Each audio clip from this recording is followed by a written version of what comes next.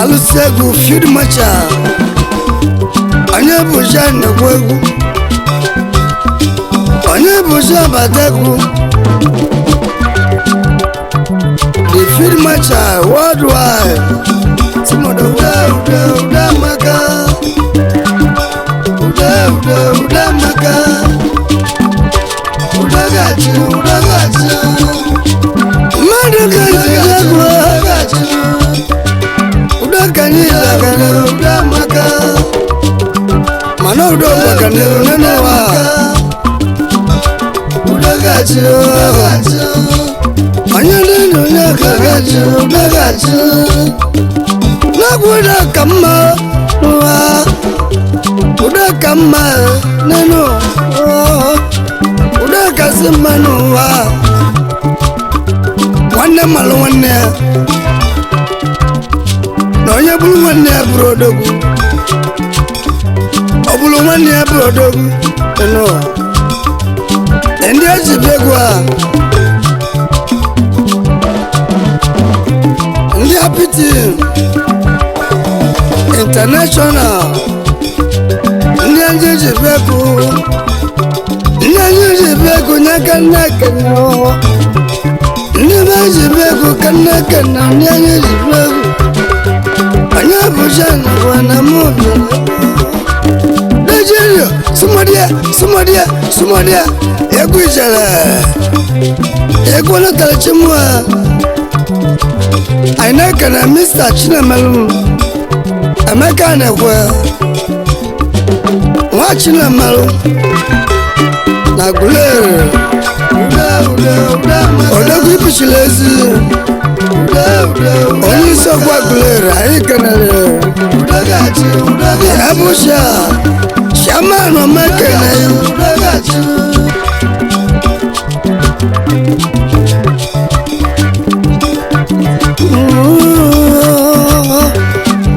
abusha man happy team international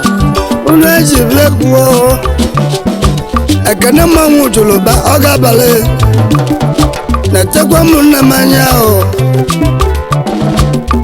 Nigeria anyị na-ekele Chief Azeburam Martin Ifeanyi Chukwu Azeburam Ichie Azeomogo na Amadi Abantejabo Azeburam Patron Azeburam Patron Happy Team International Patron Mmanwa Kenai Bejela Ramu Kenale Uda maka nenuwa Uda maka Ebudo de kefuranya na adekwano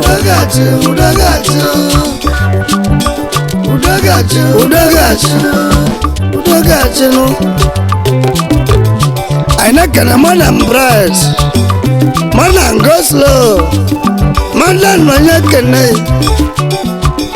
Wanya na-egwazo Malibe dị azụ n'ime ya Na-agba azụ na-egwu azụ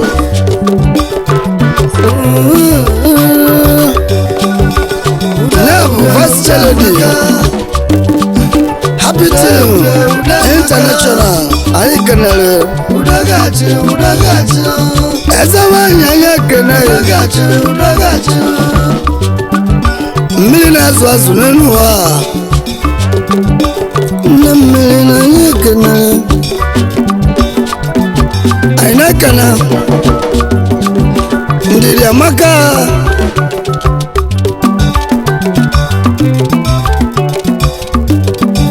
Ndidi Amaka nwedocha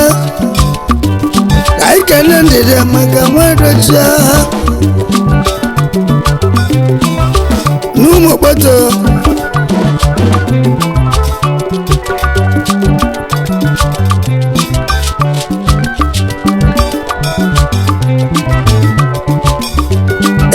Tunye kulere Mamo bolto Njine Wachide Mune tibo ike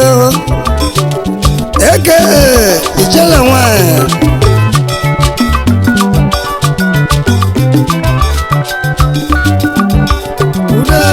Uda maka Oyina tumu abala Uda maka Wana fakulere Udagachi Based in Port Harcourt Member Happy Team International Aina Kanunwa Udagachi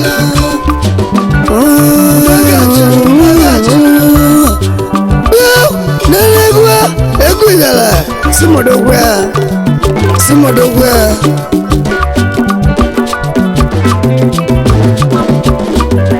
Ndekana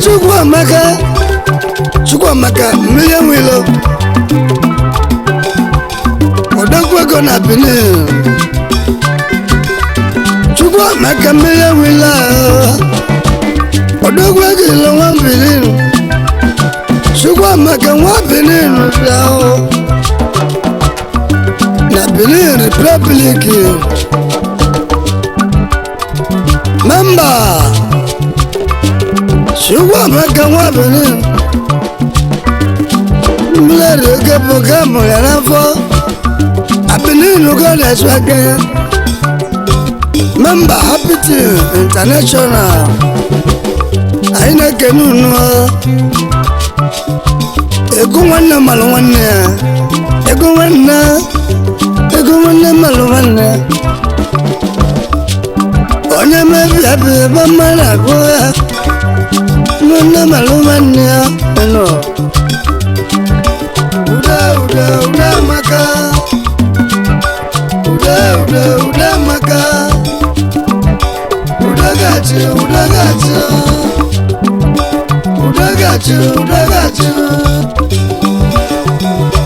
Aina kala Rosie Chizuru Lazarus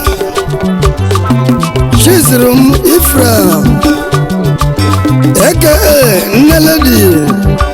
Rosie Aina kanai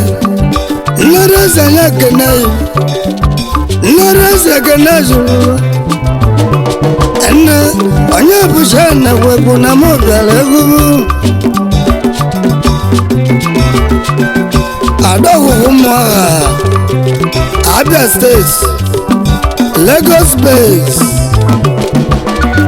The member, Happy Team International. Munati Bamwa, Agwana, Udabaganiru, Udagachinua, Ainakana Abelo Banasa, Adaja Rama.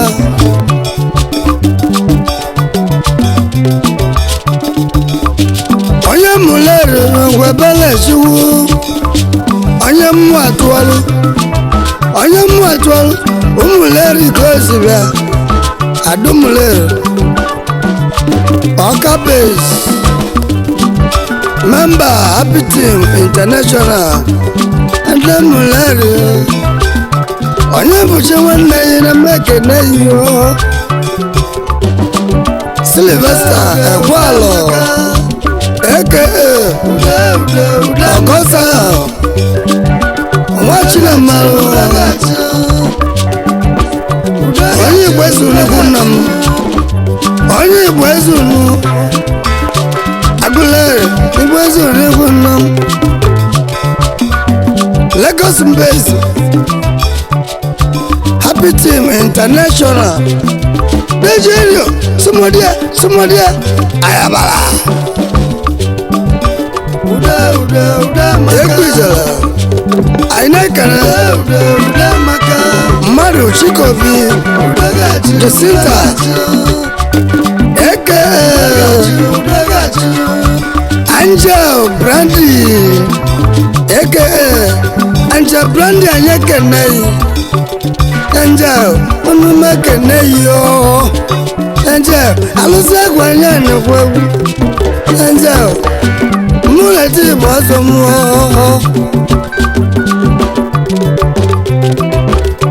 Onye buche nwanne yina mekene yo Sylvester Ekwalo Eke Ogosa Wachina Maru Onye Bwezunu Kunam Onye Bwezunu Agulere Bwezunu Kunam Lagos Base member Happy Team International Sumodia Ayabala Happy Team Uganda Tilegwa Happy Team Oluseke Nunwa Ainakana Chino Yelemu Jennifer Ainakana Jennifer Bell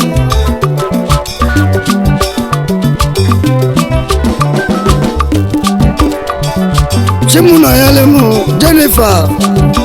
Adam Eke Ojugo nwanyị ba Ojugo numekene yi Lolosa White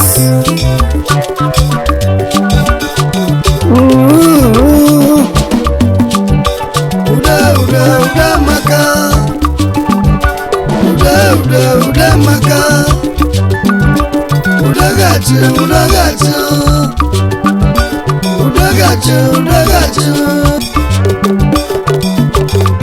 Lolosa White na mwaya ba Isekanesi Imo State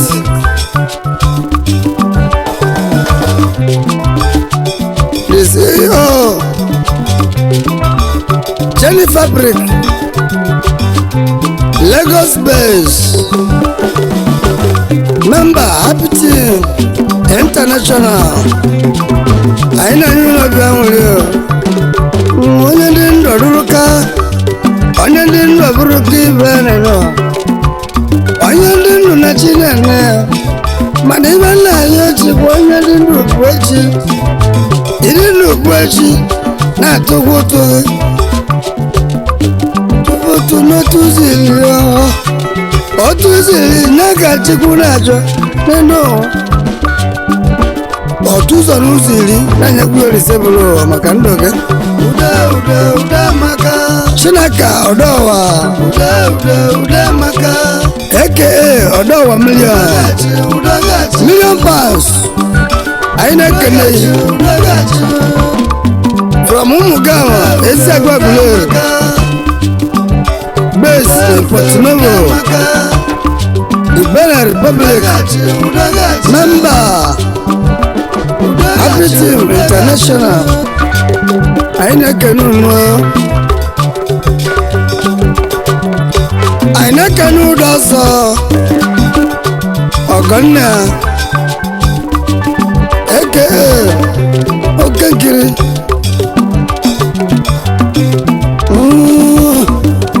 Okekiri anyị ekene ụdọ ọsọ na mụ nọ n'egwu alụsị egwu anyị abata egwu Okekiri na-alụrụ ọgwụ ikpo n'ala Igbo anyị kenere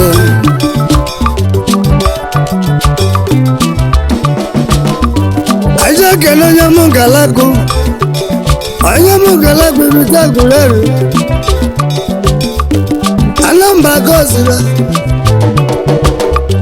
mana ọgwụ Abuja base memba Happy Team International anyị na-ekele unu Madam Solomutochukwu Amilo Solomutochukwu Amilo bịa Quality Madam udo amagakwa ọgwa na udo amaga Quality Madam anyị kenere Land and Consultants nwanyị malo media Port Harcourt base the member Happy Team International anyị na-ekene unu anyị na-ekene Nnamdi Nwankwọ Nnamdi anyị ekene yo Nnamdi anyị ekene Nnamdi nwanna ya n'uwe erigo mma okay Mr.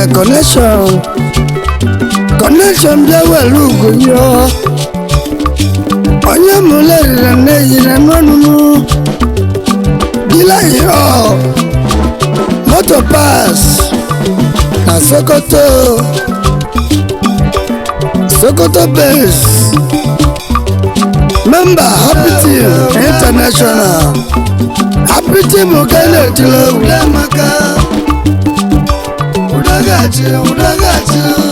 International na-ewere igwe alụzegwu onumekere ụwa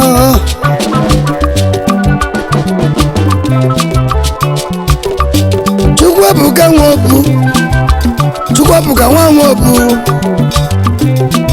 aka Esedon onye Ezeagulu ndị Aguleri Nneka aka The Boss n'ụwa dịgo mmanwụ na mụ kanaligo iburu ya bale mụ bụ mmanwụ n'ụwa mmanwụ maka na chi na-akwụkwọ mmanwụ Nneka onye mee Nneka onye mee nwanne m Nneka from Mumbo Nigeria military personnel anyị kene na Abuja base member Happy Team International Mr. Samuel Nwazamanam